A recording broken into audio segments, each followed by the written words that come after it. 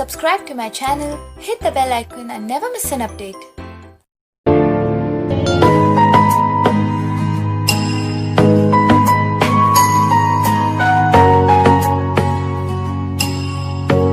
Welcome to my YouTube channel education by Alok Kumar Yadav. आज के हम इस ऑनलाइन वीडियो में सिंथेसिस ऑफ सेंटेंस के formation of complex sentence new chapter को पढ़ेंगे। फॉर्मेशन ऑफ कॉम्प्लेक्स सेंटेंसेस, इसमें हमें दो या दो से अधिक सिंपल सेंटेंसेस को मिलाकर एक कॉम्प्लेक्स सेंटेंस बनाना होगा।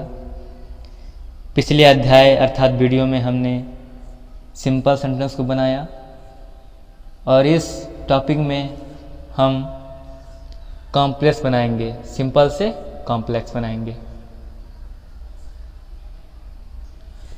Then formation of complex sentence को समझने के लिए हमारा वीडियो अंत तक ज़रूर देखें और यदि समझ आए तो लाइक करें, सब्सक्राइब करें चैनल को, जिससे आप तक वीडियो सबसे पहले पहुंचे। तो चलिए स्टार्ट करते हैं आज का chapter formation of complex sentences. तो इसको बनाने के लिए कुछ रूल हैं जो यहाँ मेरे कॉपी पे डिस्प्ले हो रहा होगा, आप उससे पढ़ सकते हैं। इसमें एक प्रिंसिपल क्लॉज तथा शेष सब ऑर्डिनरी क्लॉज होते हैं। कॉम्प्लेक्स बनाते समय एक को प्रिंसिपल क्लॉज में और अन्य वाक्यों को सब ऑर्डिनरी क्लॉज में बदलना चाहिए। सब ऑर्डिनरी क्लॉज तीन प्रकार के होते हैं। पहला नाउन क्लॉज, दूसरा एडजेक्टिव क्लॉज और तीसरा एडवर्ब क्लॉज। तो यहाँ पे हमें तीन सबऑर्डिनेट क्लॉज पढ़ने हैं, noun clause, adjective clause and adverb clause. तो हम सबसे पहले नाउन क्लॉज का प्रयोग करके कॉम्प्लेक्स बनाते हैं। जैसे एक एग्जाम्पल हम समझते हैं, you are a thief, it is known to all. You are a thief, it is known to all. तो हम इसकी हिंदी को अगर निकालें, यू आर अ थीप, तुम चोर हो, it is known to all, it is known to all, और यह सबको पता है। व्हेन इसको हम जब कंबाइन करेंगे तो बनाएंगे, यहाँ पे हम लिखेंगे दैट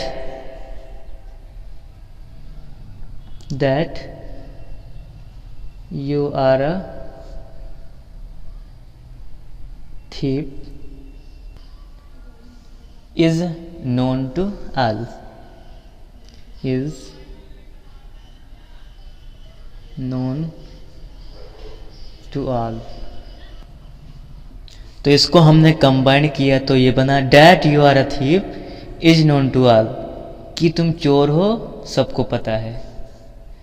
अर्थात इसकी हिंदी है कि तुम चोर हो, तुम सबको पता है। That you are a thief it is known to all. Then इसको हम कंबाइंड करेंगे तो ये बनेगा, पहले इसकी हम हिंदी निकालते हैं। एवरी टीचर नोज इट, प्रत्येक टीचर जानता है। Ram is a dull boy, कि राम एक सुस्त लड़का है। तो इसको बनाएंगे हम every teacher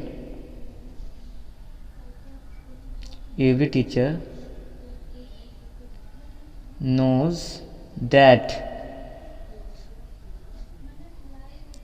Ram is a dull boy. Okay, every teacher knows that Ram is a dull boy.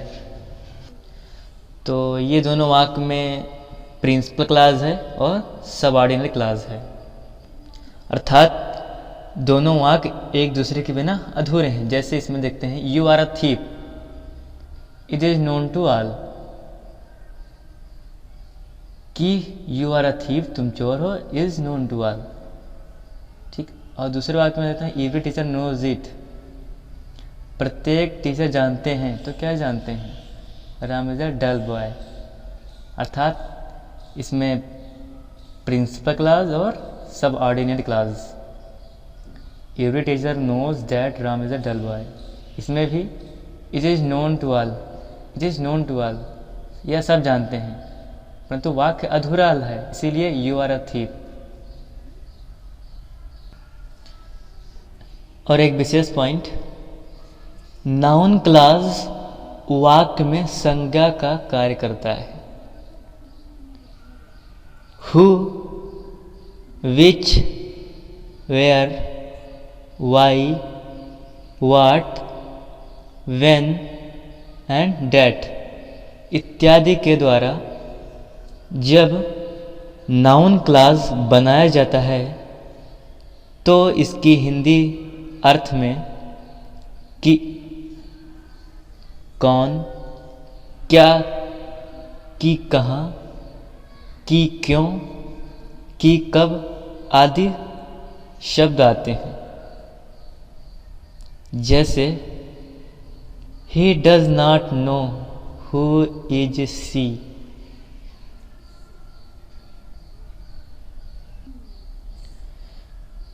Then इसको हम कंबाइन करेंगे। यदि पहले हम इसकी इंग्लिश हिंदी निकाल लें, ही डज नॉट नो, वह नहीं जानता है, हु इज सी, कि वह कौन है, अर्थात यहाँ पे हु का अर्थ की के रूप में आया है।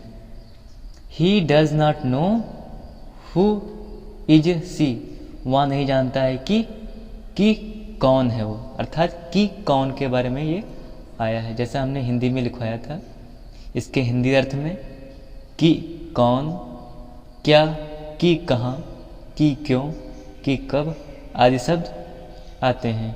तो इसको हम कंबाइन करेंगे।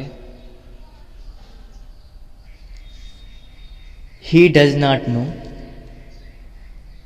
ही does not no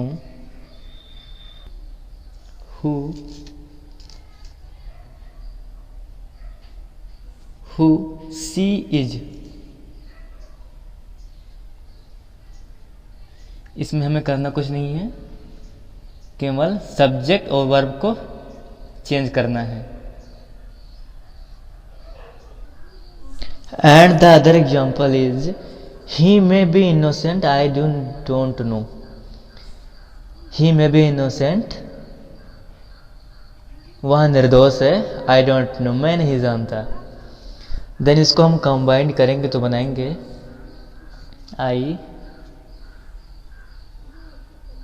I don't know. इसके बाद इसमें हमें इफ या वेदर का प्रयोग से भी बना सकते हैं। If he is innocent,